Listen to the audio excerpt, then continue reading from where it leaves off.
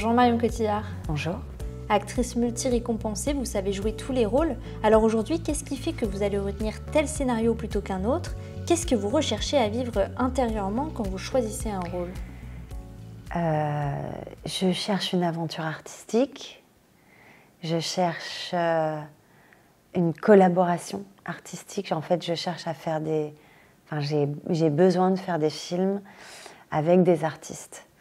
J'ai besoin que les projets soient portés par quelqu'un qui a presque un besoin vital de faire un film. Et c'est assez rare, des projets comme ça, en fait.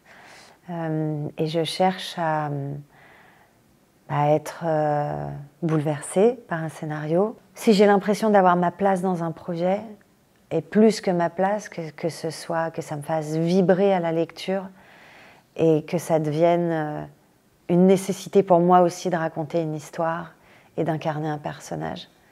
Ce qui s'est passé pour le film de Mona. Ça, c'est son jean.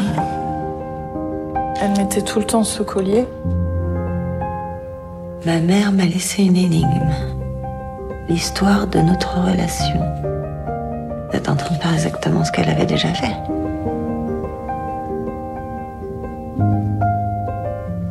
Enquêter sur votre mère. J'aimerais que ce soit vous qui présentiez le film. Est-ce que vous pouvez nous expliquer de quoi elle parle? Donc c'est Mona Achache qui fait un film sur sa maman, qui est un objet hybride, je dirais, entre le documentaire et la fiction, parce qu'elle demande à une actrice, moi en l'occurrence, de venir incarner sa mère. Et on traverse la vie donc de Carole Achache, qui a une vie très tourmentée, dans laquelle elle a eu une nourriture intellectuelle très, très puissante, et en même temps, elle a été agressée par des hommes, et ces agressions l'ont petit à petit détruite. Et à un moment, il y a cet extrait d'interview de Marguerite Yourcenar qui dit que de toute façon, le conformisme est une misérable maladie, que ça nous empêche d'exister. Est-ce que vous craignez le conformisme? Non, parce que je pense que je ne serais pas capable d'être conforme. Donc, je ne le crains pas pour moi, disons, mais ça m'ennuie un peu, le conformisme. Ça rejoint un peu ce que vous disiez tout à l'heure sur le fait que vous recherchez à vivre des véritables expériences artistiques dans le choix de vos rôles.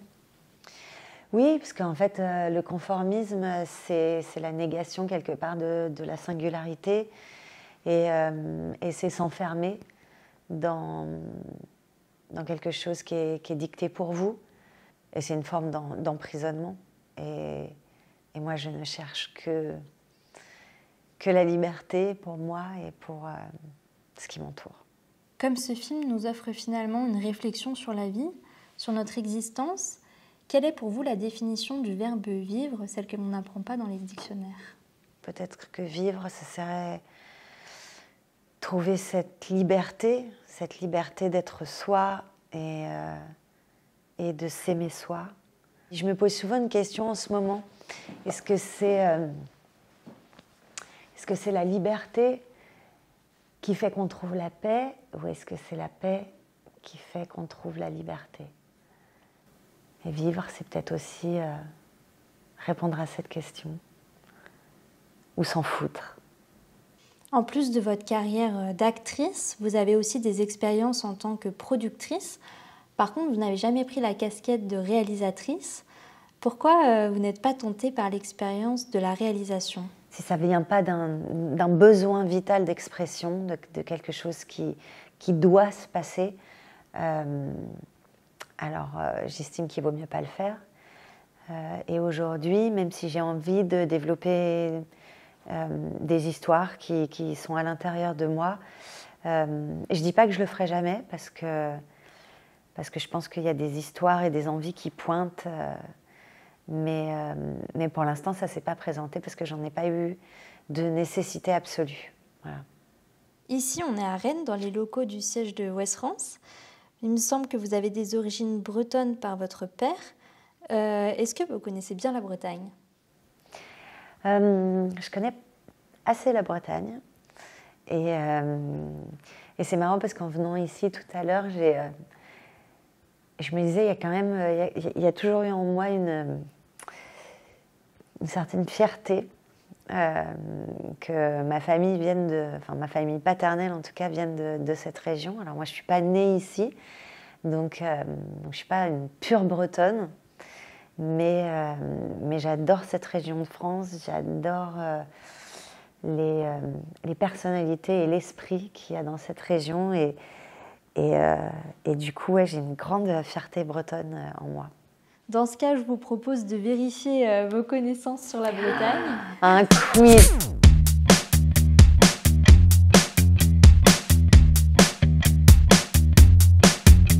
Alors, lequel de ces acteurs a passé une partie de son enfance en Bretagne? Ah, une partie de son enfance. Ça pourrait être Audrey. Non, mais c'est pas Gilles, ça c'est sûr. J'hésite entre Audrey Tautou et Jean Rochefort. J'irais plutôt vers Jean Rochefort, mais je me demande s'il n'y a pas un piège. Non, c'est la bonne réponse. Ah, c'est ça. ok. C'est Jean Rochefort, sa famille était originaire de Dinan et il a passé une partie de son adolescence à Saint-Lunaire en Ille-et-Vilaine. Il était très attaché à la Bretagne. Ça m'étonne pas. Vous pouvez Je slide. Ouais, exactement. Ah, c'est pas gentil. Lequel de ces 3 drapeaux est le drapeau breton? Bon, bah, c'est pas celui en haut à droite. Bon, alors vraiment, j'ai loupé un truc. Non, ça doit être celui en haut à gauche. Oui, c'est Ouais. ça. Moi, c'est pas très difficile en vérité. On s'est beaucoup démené pour traficoter les drapeaux. Ouais, Mais ouais. Non, ça va. n'était pas très fiers de nous au final sur le rendu. Non, si, quand même. Ah, bah d'ailleurs, je suis habillée en drapeau breton, je m'en étais même pas aperçue. Aux couleurs de la Bretagne. C'était vraiment pas voulu. Hein. Lequel de ces films n'a pas été tourné en Bretagne? Ou une partie, en tout cas, du film.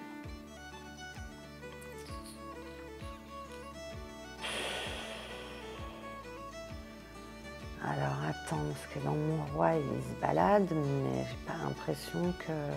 Surtout que c'est juste une partie du film. Ah souvent. ouais, genre une partie du film.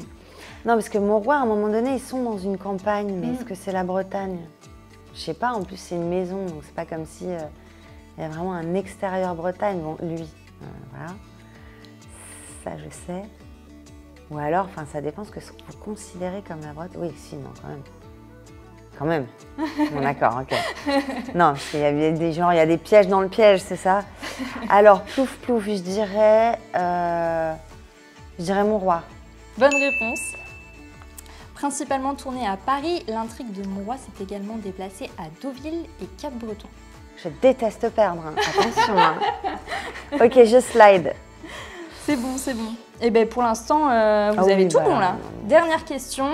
Attention, laquelle de ces spécialités est bretonne?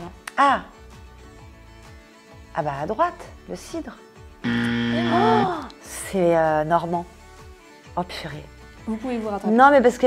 Oui d'accord, ok, bon. Alors à gauche, mais c'est pas un kouign-amann ça, c'est quoi? C'est un phare, non, c'est quoi? C'est une tarte aux pommes quoi.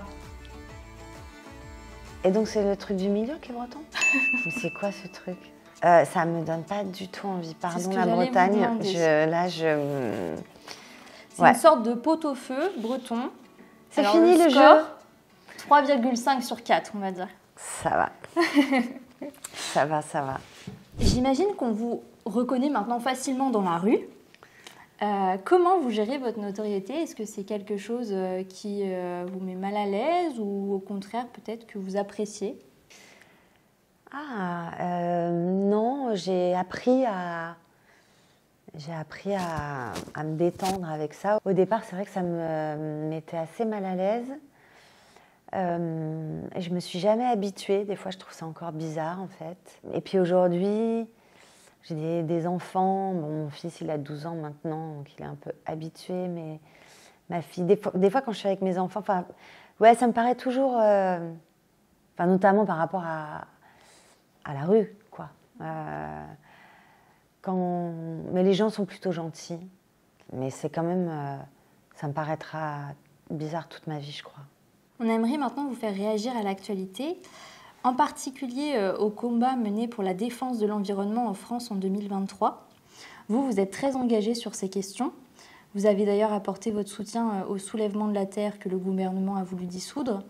Quel regard vous portez aujourd'hui sur cette situation de tension extrême entre le gouvernement et les militants écologistes ?